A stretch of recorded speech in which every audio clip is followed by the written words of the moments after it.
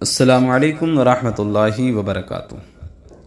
دوستو، آپ سن رہے ہیں راشد رضا وائس عجائب القرآن کا باب نمبر 26۔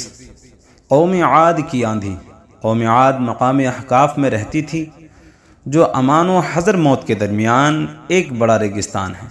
ان کے مورث اعلیٰ کا نام عاد بن عوز بن ارم بن سام بن نوح ہے۔ پوری قوم کے لوگ ان کو مورث اعلیٰ عاد کے نام سے پکارنے لگے۔ یہ لوگ بت پرست اور بہت بد اعمال و بد کردار تھے۔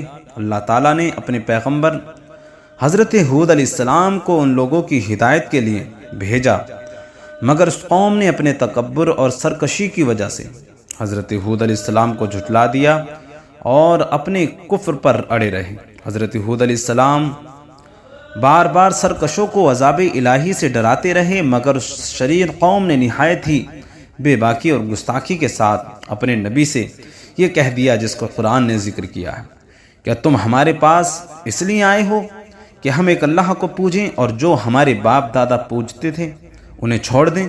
تو لاؤ جس کا ہمیں وعدہ دے رہے ہو اگر سچے ہو۔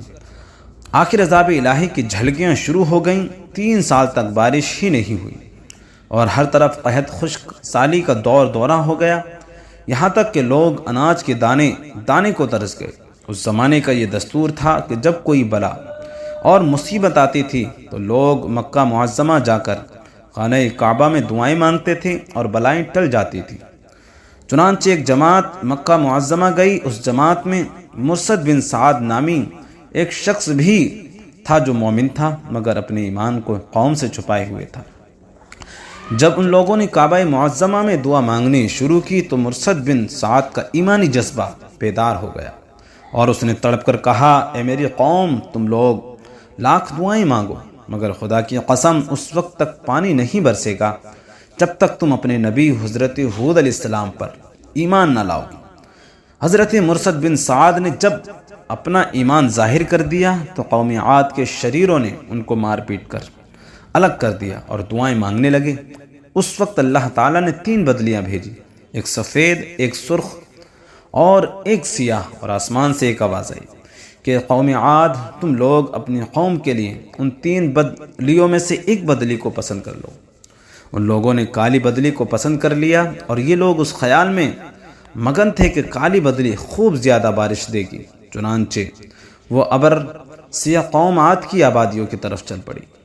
قوم عاد کے لوگ کالی بدلی کو دیکھ کر خوش ہوئے بہت۔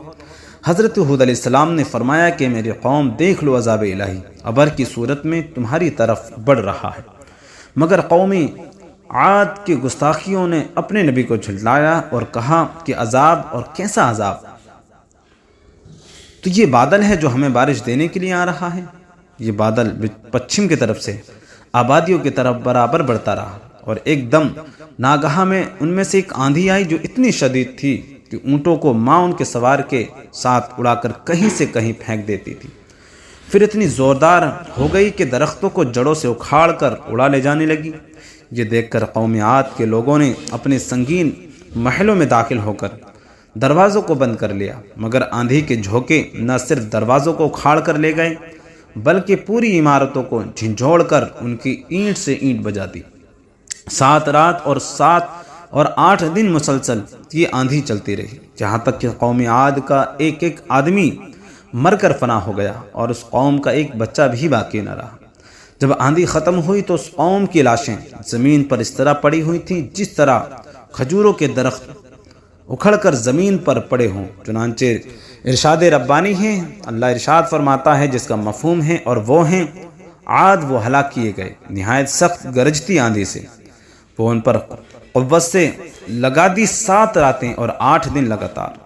تو ان لوگوں کو ان میں دیکھو بچھڑے ہوئے، گویا وہ کھجور کے سوکھے تنے گرے ہوئے ہوں۔ تم ان میں سے کسی کو بچا ہوا دیکھتے ہو؟ پھر قدرت خداوندی سے کالے رنگ کے پرندوں کا ایک غول نمودار ہوا، جنہوں نے ان کی لاشوں کو اٹھا کر سمندر میں پھینک دیا، اور حضرت ہود علیہ السلام نے اس بستی کو چھوڑ دیا اور چند مومنین کو جو ایمان لائے تھے ساتھ لے کر مکہ مکرمہ چلے گئے، اور آخری زندگی تک بیت اللہ شریف میں عبادت کرتے رہے۔ قرآن کریم کے اس دردناک واقعے سے یہ سبق ملتا ہے کہ قوم عاد جو بڑی طاقتور اور قد آور تھی، اور ان لوگوں کی مالی خوشحالی بھی نہایت مستحکم تھی، کیونکہ لہلہاتی کھیتیاں اور ہرے بھرے باغات ان کے پاس تھے۔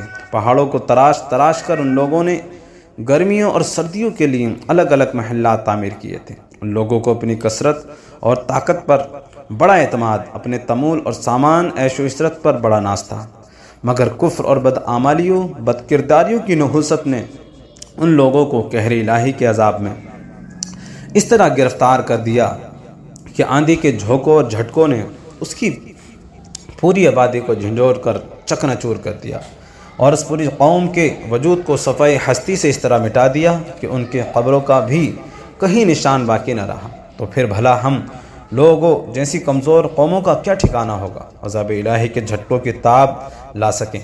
اس لیے جن لوگوں کو اپنی اور اپنی نسلوں کی خیریت و بقا منظور ہے، انہیں لازم ہے کہ وہ اللہ و رسول عز و جل کی نافرمانیوں اور بدعمالیوں سے ہمیشہ بچتے رہیں، اپنی کوشش اور طاقت بھر اعمال صالحہ اور نیکیاں کرتے رہیں، ورنہ قرآن مجید کی آیتیں ہمیں جھنجھوڑ کر یہ سبق دے رہی ہیں کہ نیکی کی تاثیر آبادی اور بدی کی تاثیر بربادی۔ قرآن مجید میں ارشاد فرمایا گیا جس کا مفہوم ہے یعنی بستیاں، بہت سی بستیاں اپنی بد کرداریوں اور بدعمالیوں کی وجہ سے ہلاک و برباد کر دی گئیں۔ دوسری آیت میں فرمایا کہ اور اگر بستیوں والے ایمان لاتے تو ڈرتے تو ضرور ہم ان پر آسمان اور زمین سے برکتیں کھول دیتے، مگر انہوں نے جھٹلایا تو ہم نے انہیں ان کے لیے ان پر عذاب گرفتار کر لیا۔ تو دوستو یہ تھا باب نمبر 26۔ آپ حضرات کو پسند آیا تو ہمارے چینل کو سبسکرائب کر کے بیل آئیکن کو ضرور دبا دیں۔